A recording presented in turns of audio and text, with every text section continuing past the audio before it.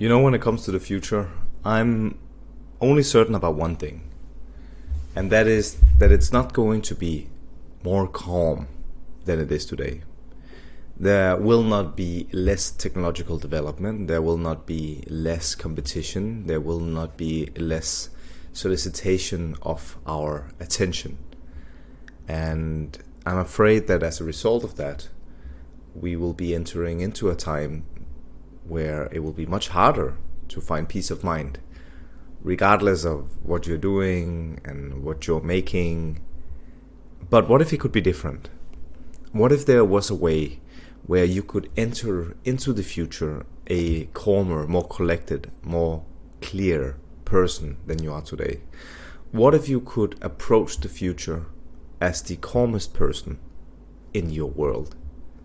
And if you'll stick around for this video, I'll share a bit about how I've come to this conclusion and method for arriving into the future a calmer, more collected version of myself. If you don't know me, my name is Alexander. I've done a bit of everything in this life so far. I've been a 6-figure corporate executive, I've built a 7-figure startup, and I've been a 0-figure monk. And one thing I can tell you, that across all these different things, I have not succeeded in establishing, sustaining peace of mind. Whether it be sitting in a temple or in a boardroom or on a beach, the peace of mind that I've been able to experience eventually would flee. That is until recently. And it's this idea that I want to share with you. The idea that you perhaps can't out-earn, outperform, or outsmart everybody around you, but you can out-calm them. You can choose to be the calmest person in the room.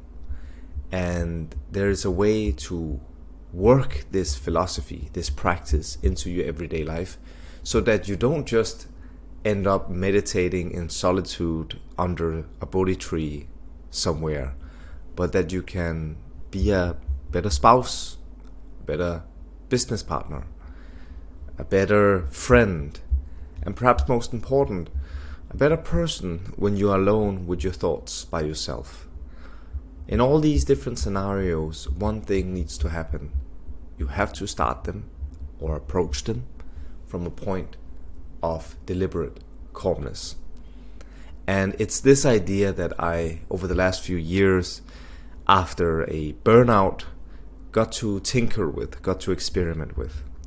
The idea of outcalm, the practice of becoming the calmest person in the room, is unique to yourself, which means that I may be able to talk about how I experience calmness as a force for me to move into the future calm, clear, and determined.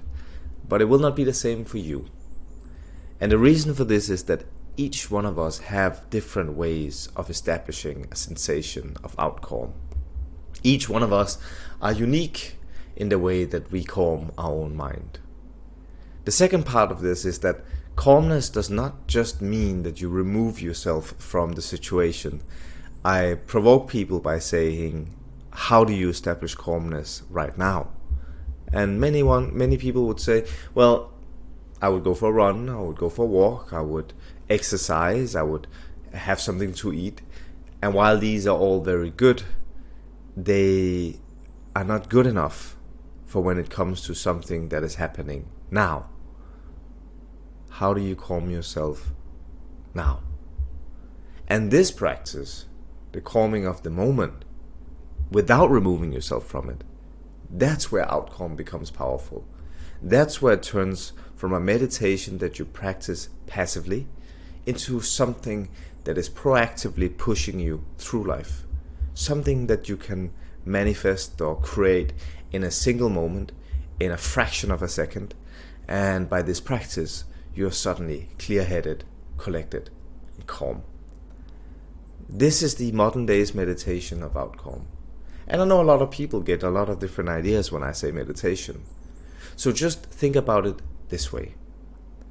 Meditation is the ability to exist within the gap of the 8 worldly things.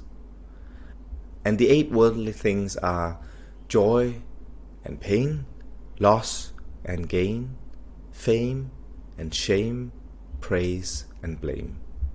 They are fundamentals to how our world is working today. And they are also the culprits in why we have such a hard time just being at peace in our own mind. Outcome for me is a practice that will sustain throughout my life, because I can guarantee you that if it's in a year, on 10 years, on 15 years, or when you're at your deathbed, you will require yourself to constantly arrive and depart from moments of deliberate calmness. Your ability to be the calmest person in the room, your ability to calm others down around you, all matters for the benefits of your own life and the lives of those you love.